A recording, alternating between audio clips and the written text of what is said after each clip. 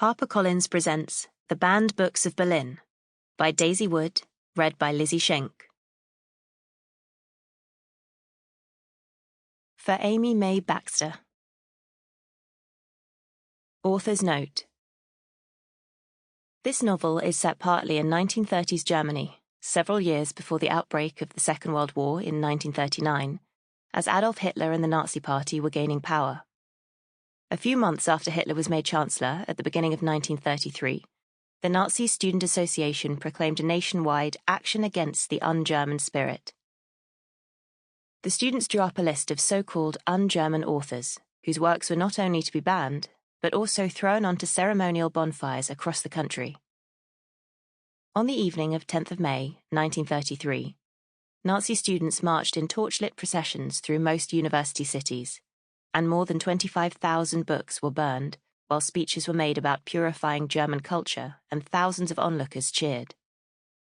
Hitler's propaganda minister, Joseph Goebbels, wrote in his diary the next day, "I gave a speech outside the Berlin Opera House, in front of the bonfire, while the filthy, trashy books were being burned by the students.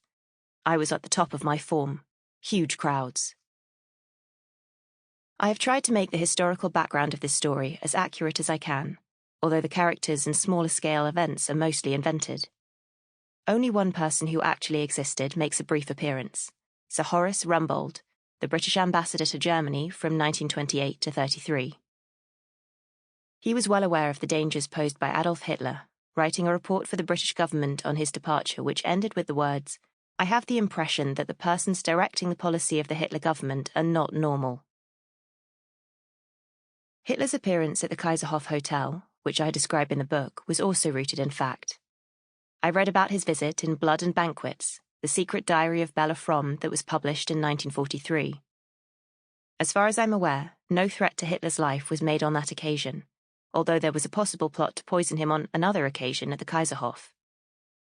Several of his party were taken ill, but Hitler was the least affected, possibly because of his vegetarian diet. There were other assassination attempts in the years to come, some of which only narrowly failed. Steps to ban books have increased massively across the world in the past few years.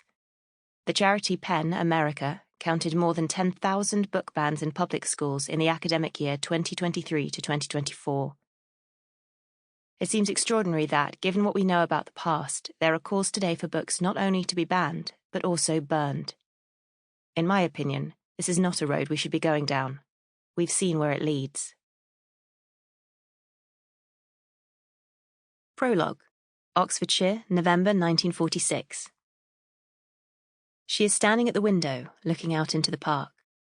Tawny deer are grazing on the other side of the ditch, mist pooling around their hooves like soft grey smoke.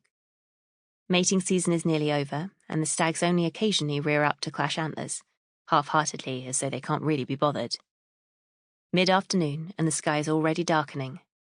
How many times have you seen that view on a dreary winter's day, misery clenching your body in its iron fist? She turns around as you walk towards her and gives you that old dazzling smile. "Hello, stranger. Been a while, hasn't it?" And she holds out her hand for you to shake. You exchange pleasantries about the weather and the journey you've taken to get here. By unspoken agreement, you're both talking in English. "Have a seat," she says, indicating a chair by the fire. "It must feel a little strange getting a taste of life on this side of the house. I'll ring for tea in a minute, and that will really give you the heebie-jeebies. I'm afraid things have gone sadly downhill since your day. Rationing, you know. It's worse than the war. If it wasn't for the chickens and the kitchen garden, we'd be sunk." "We heard things were tough over here," you say, perching on the edge of the chair. She's so thin. Not lithe and slender in the way she used to be, but shrunken, desiccated, as though she's being eaten up from the inside. Her eyes look bigger than ever, and her cheekbones stand out like razor shells. "Thank you for coming," she says. "I wasn't sure whether you would." "Of course I came," you reply. "How could I refuse you anything?" "We'll see about that," she says, and smiles again. The tea tray is delivered by a slatternly maid in wrinkled woolen stockings and no cap, and it's disappointing. Fish paste sandwiches and leaden grey crumpets with marrow jam that hasn't set.